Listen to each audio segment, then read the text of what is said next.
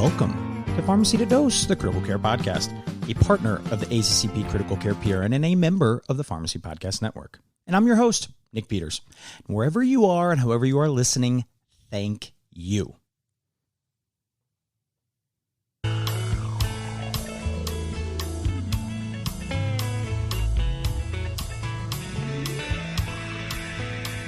Now, this is the trial of the week, where I review a landmark trial that was published this month in medical history. And my special guest today is Scott Benken, and we start the episode off actually with a discussion on the upcoming C4 conference, correct? That's the Chicagoland Critical Care Conference. So be sure to listen, get more info. It's a fantastic local conference available both in person, virtual. It's awesome. And then as always, for the trial of the week, right, we kind of go in three parts. So we set the scene, give the background into treatment at the time that study was published. We talk about the trial of the week, right? What is the article that we're featuring today? What did they find? Who did they include, etc.? And then where are we now? How do we treat this disease state now? How did this research study or article affect our care? And if you're wondering how I was able to compare the Taylor Swift Eras Tour to our sepsis care in the early 2000s, stay tuned, because the answer to that and much, much more begins right now. And with me now for our trial of the week this week for August is none other than Scott Benken. Now, Scott is the medical ICU clinical pharmacist at the University of Illinois Hospital and Health Sciences System and a clinical associate professor at the University of Illinois at Chicago College of Pharmacy. So, Scott, how are you doing today? Oh, I'm doing great. Thanks so much for the opportunity to be here. Thrilled to be back. Yeah, recurring guest. I appreciate you coming back. I'm glad that bridges weren't burned when you came last time. And I got to say, before we get into this awesome trial of the week, let's talk about the Chicagoland Critical Care Conference, or the C4 conference, to save some characters. In my opinion, one of the best regional conferences. Longtime listeners know, Scott, when you were on previously, you were talking a little bit about this conference. Back again Saturday, August 26th. So let the listeners know what to expect. What is the C4 conference? Yeah, so I appreciate the positive comments there. C4 conference, it started in a conference room in an ICU with some colleagues that wanted to talk about kind of the cutting edge of critical care. What things are new? What's coming next? What's the kind of new strategies? How can we expand? How can we research? And really now it's kind of funny to say this. Can't believe it. This is our 8th year of offering this conference. It is now multidisciplinary. So we're targeting nursing, nurse practitioners, physicians, pharmacists. We got a great agenda. We have experts from all different types of fields, but we're going to be talking about beta-lactam PK and optimizing that. We have Impella, ECMO. We're going to be talking about reversal agents using thrombolytics for PE. I mean, if you name it, we got it. And that's just the adult side. We also have a pediatric critical care track as well. And so you can expect the same type of really robust, cutting edge topics in that too. And I mean, you're probably listening to this like, wow, what an amazing conference. This is probably like $400, $500, $600. No, like that's not. It is $75 to register, which is amazing. And when you look at the speakers and the agenda, I mean, friends of the pod, you got Megan Reck, Morgan Jones, Patrick Vieruszewski, and then it's a who's who of others as well speaking. And so, I mean, if you can attend, this is definitely one to attend. See this. What an awesome story that this literally started in a conference room and it grew to what this is now. What a testament to you and the planning committee with this, because wow, what awesome work. Yeah, well, thank you for that. And I mean, and like one of the coolest things, I think, not that the pandemic led to a lot of really positive things, but we now are offering this whole thing electronically as well. So if there are folks that can't come from all over the country, you can still register. You can get that access afterwards. Watch the sessions at your own convenience and leisure, and get your CE credit through that way as well. Yep. So there'll be a link to register in the episode description as well as the website and the reference list. So just FYI, the deadline is Monday, August 21st, listeners. So be sure to register. I'm attending as well. I'll be there in person. So if you want to say, hey, come do that, C4. So awesome. Scott, I love the chance to highlight that because when I think these like local conferences, being able to connect with people that are close to you, but then also the option of virtual, it's kind of the best of both worlds. So really, really looking forward to that. So the reason we are here today, the CATS study. So let's set the scene here, right? So Taylor Swift has the Eras Tour happening right now. Big talk in my household is I got waitlisted for the new on sale, but she's highlighting her different eras, right? And this trial actually takes place during, I think we call it the early goal-directed therapy era in sepsis, right? So how were inotropes used in septic shock in those early 2000s? Set the stage for those who may not be less familiar, may not have been practicing at that time. Yeah, so I mean, I think, well, obviously, big shout out to Taylor Swift. So we live in the Soldier Field area of Chicago, and so we were, we kind of felt like we were part of the Taylor Swift experience. We didn't go to the concert. We have one mortgage, and that was enough for us. But we, got to see 3 nights of it in Chicago, and it was something else to take in. So. When we think about this time of practice, right? So the enrollment for patients in this study was like 1999 to 2004. Yep. So, in 2001, we got early goal-directed therapy.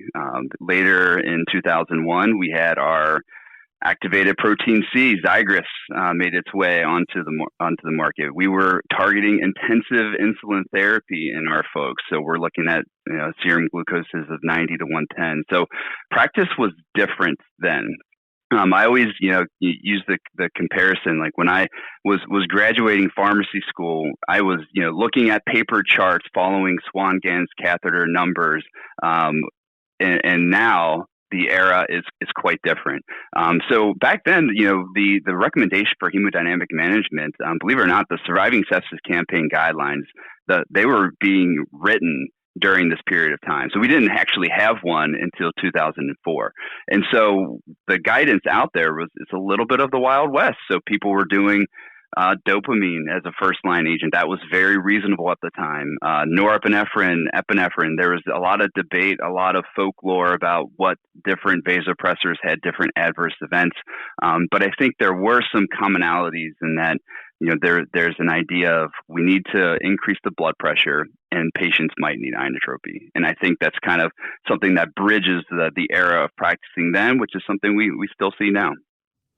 Boy, can you imagine if you Back to the Future and you went to a rounding, like you were rounding 20 years ago and you were looking at all those therapies? It'd probably be a pretty wild experience. And we'll get to what stood out to us as some of the most weird things in today's era. But you mentioned those vasopressors, and yeah, there was a lot more of dopamine discussion that I ever like to see in any studies. So this article published in Lancet in 2007. So did we really have much guidance at all regarding like our ideal vasopressors or things for hemodynamic management? Or was it kind of like you said, all we knew was we got to get the blood pressure up. We just maybe didn't know how.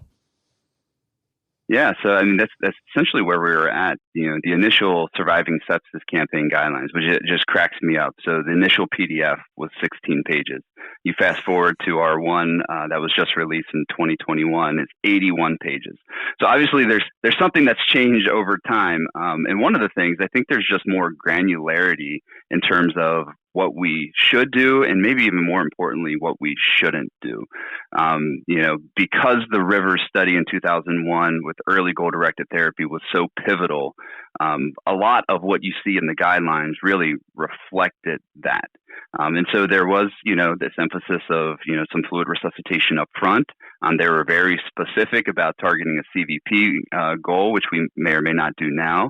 And then moving on to, targeting a mean arterial pressure and getting that pressure above 65 and sustaining that. And if the blood pressure was high, but there were still signs of poor perfusion, or you had signs of a low cardiac output and, kind of multiple different ways of finding that information, the recommendation was very quickly to jump to an inotrope. So remind us, we're going to be talking a lot about our catecholamine vasopressors. And So the study is looking at norepinephrine and dobutamine kind of compared to epinephrine. So thinking about like our catecholamine, like receptor physiology and things, let us know like what's happening with that combination of our receptors compared to what's happening when we just give someone epinephrine. Sure. Yeah. So, I mean, I think it's very interesting because when you read articles from this era, you hear the propensity for norepinephrine to be labeled as a pure alpha vasoconstrictor, which I think, obviously there's probably some truth in that statement that it does provide potent alpha 1 vasoconstriction, but it also has some beta 1 activity. And we do see this as, comes through in increases in heart rate and some inotropy. The rationale for coupling that, though, with dobutamine is that dobutamine, because of its very potent beta 1 activity and a little bit of offset of beta 2 and alpha 1, is that you really get a primary inotropic and chronotropic response. And so using norepinephrine in conjunction with dobutamine could fulfill both the vasoconstrictive potential, but then also give you some kick for the heart, some increase in your heart rate, some increase in your inotropy.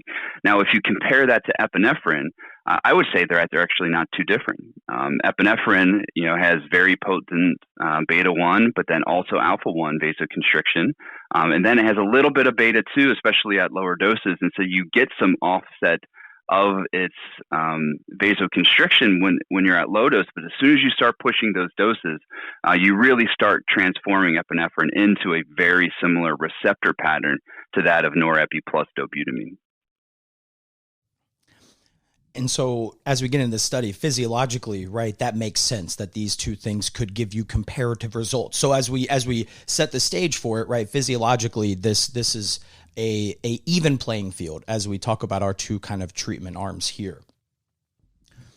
So the study today, right, our trial of the week, norepinephrine plus dobutamine versus epinephrine alone for the management of septic shock, a randomized trial. So this is the CAT study, which is hitting top 10 of favorite study names for me. Published in Lancet, August 2007. So French prospective multi-center randomized double-blind study led by the famous Dr. Anand, who you'll see on all of the steroid papers in septic shock. As an aside, I emailed him for a copy of one of his PDF papers that I didn't have access to, responded in less than 12 hours. So nice guy. Thank you so much, Dr. Anand.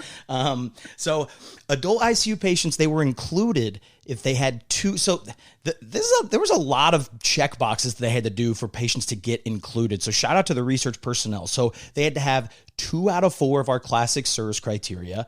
They had to have at least 2 signs of tissue hypoperfusion or organ dysfunction and have all 3 of the following. So you had to have a systolic less than 90 or a MAP less than 70. You had to have gotten at least a liter of IV fluid, and you needed at least, right, that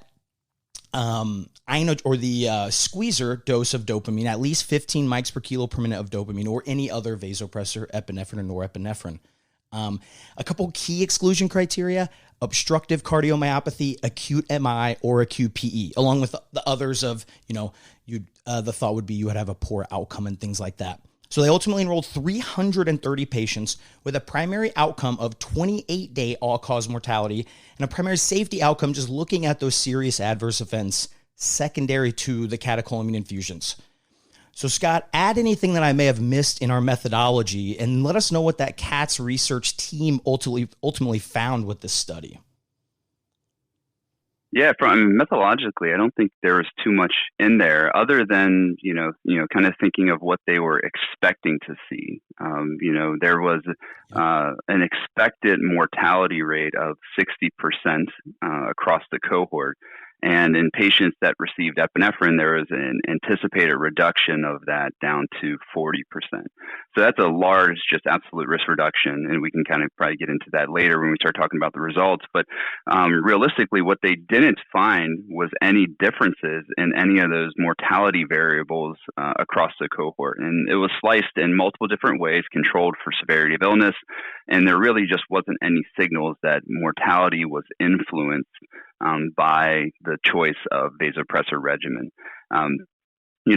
Hindsight's always 20/20, and so here in 2023, looking back, I'm not sure that that's terribly surprising that there wasn't a mortality benefit with the choice of vasopressors. I think we kind of now have a little bit of sense of, what is really rooting our decision oftentimes is adverse events.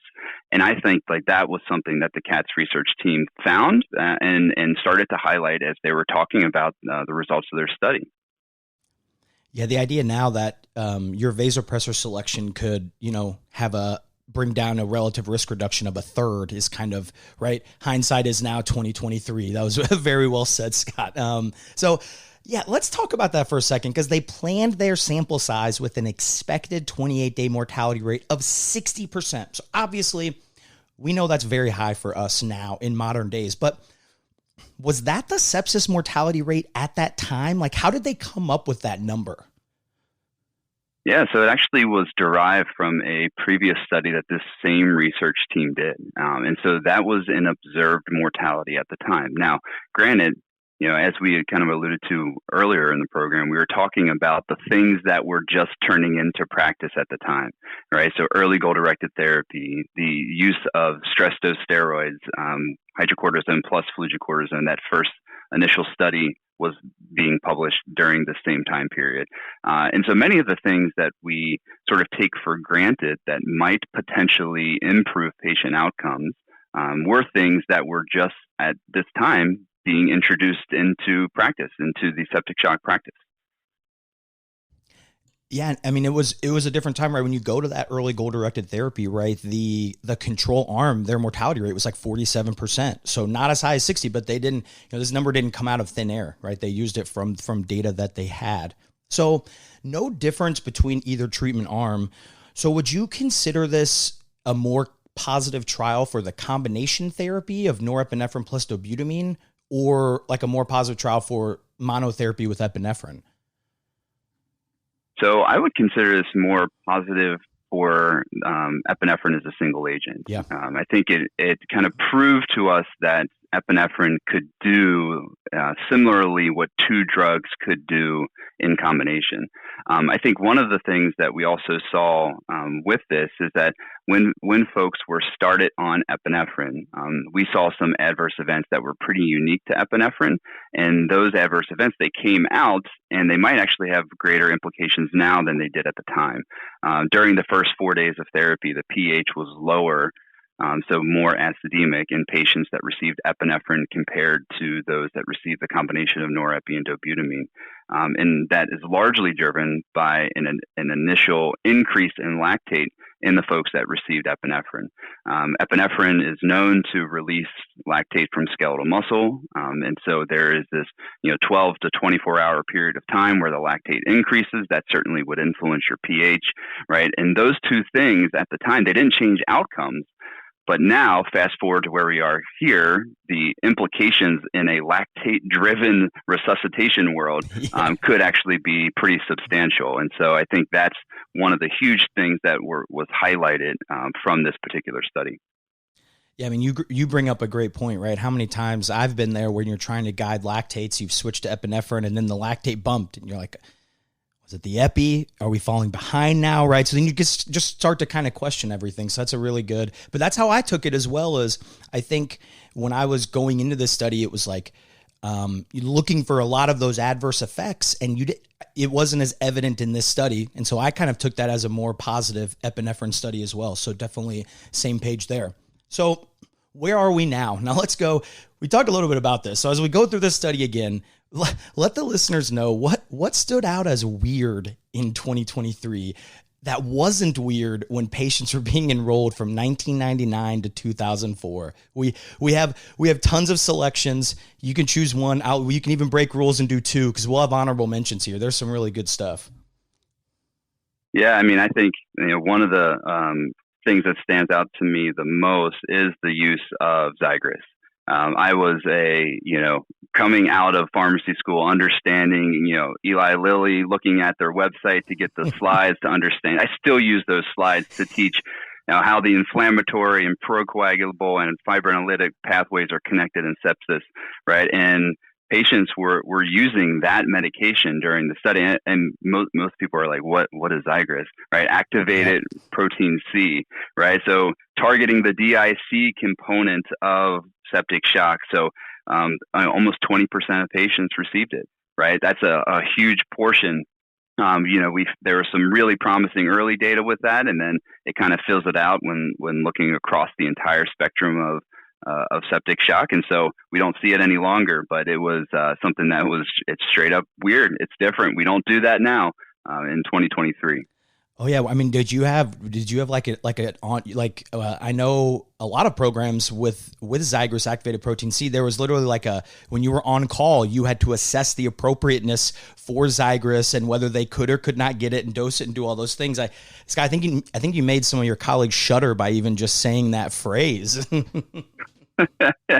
Yeah, we're going back to check. You have to check their Apache score on admission, make sure that it's high enough for qualification. Oh yeah, I remember those days.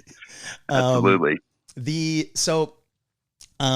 thing that stood out to me, and if you're a fluid steward, probably cover your ears here. So when you look at the algorithm and when they talk about, figuring out how, their protocol for when to add pressors, when to increase in things, their fluid challenge was 15 to 20 mils per kilo of fluid. So we're just going to casually give them 2 liters of a fluid challenge before we decide to maybe go up on our vasopressors or not. So a much, much different time from what we're doing now. Any honorable mentions that you want to shout out? Their treatment algorithm was based off of a pulmonary capillary wedge pressure.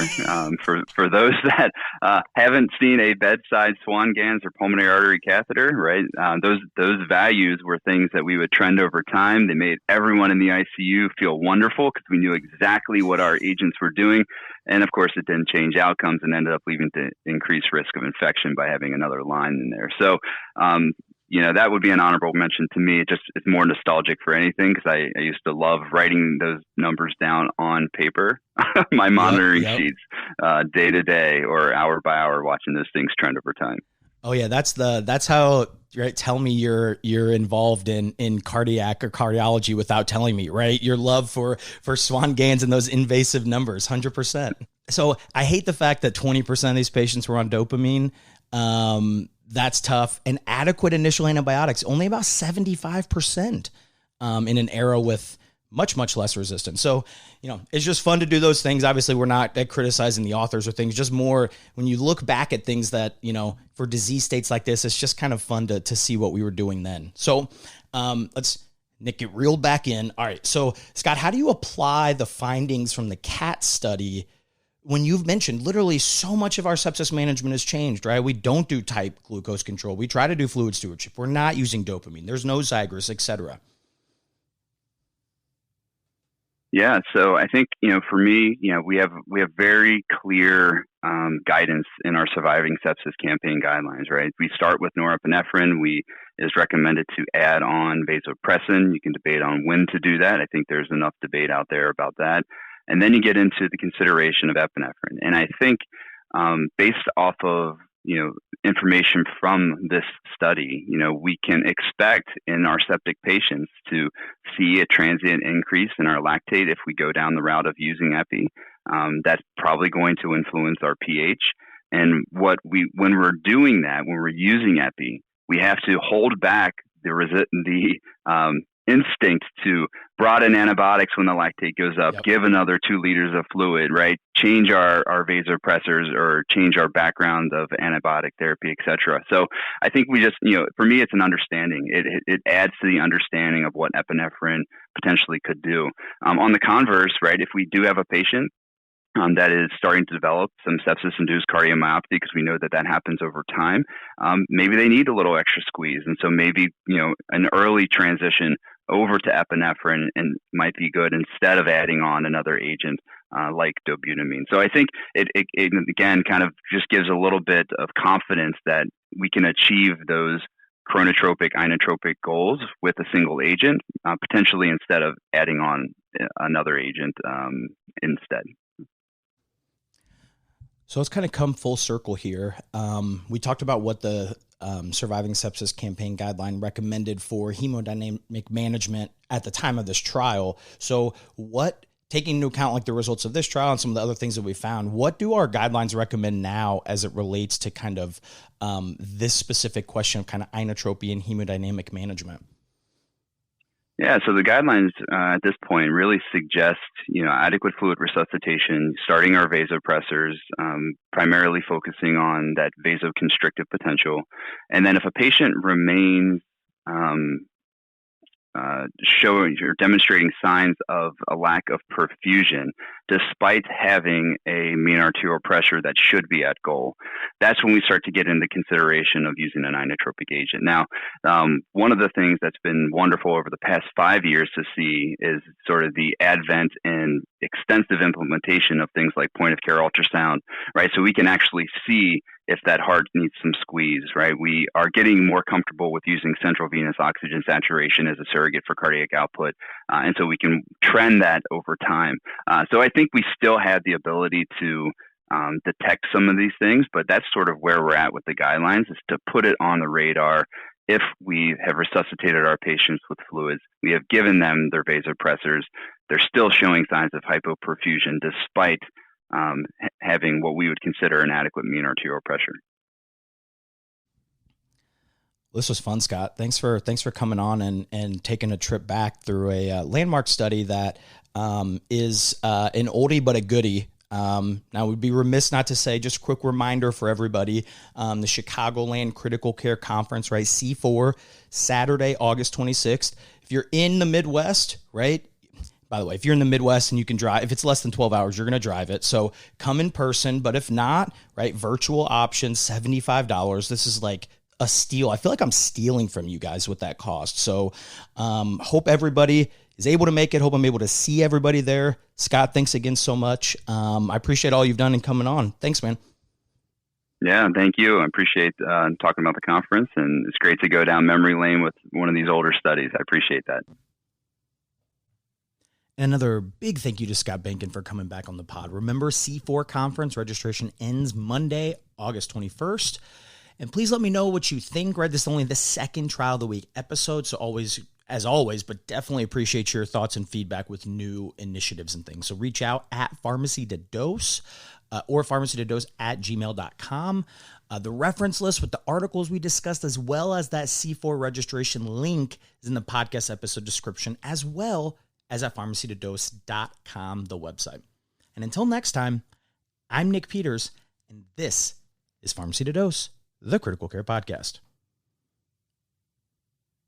The Critical Care PRN optimizes drug therapy outcomes by promoting excellence and innovation in clinical pharmacy practice, research, and education. For more information, go to critprn.accp.com. Again, that is critprn.accp.com.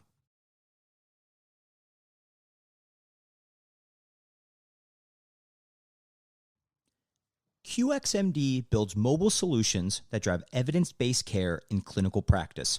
So check out READ for easy access to research personalized for you, Calculate for over 500 easy-to-use decision support tools, and Learn to earn CME online in minutes per day. Try them today at qxmd.com/apps. Again, that is qxmd.com/apps.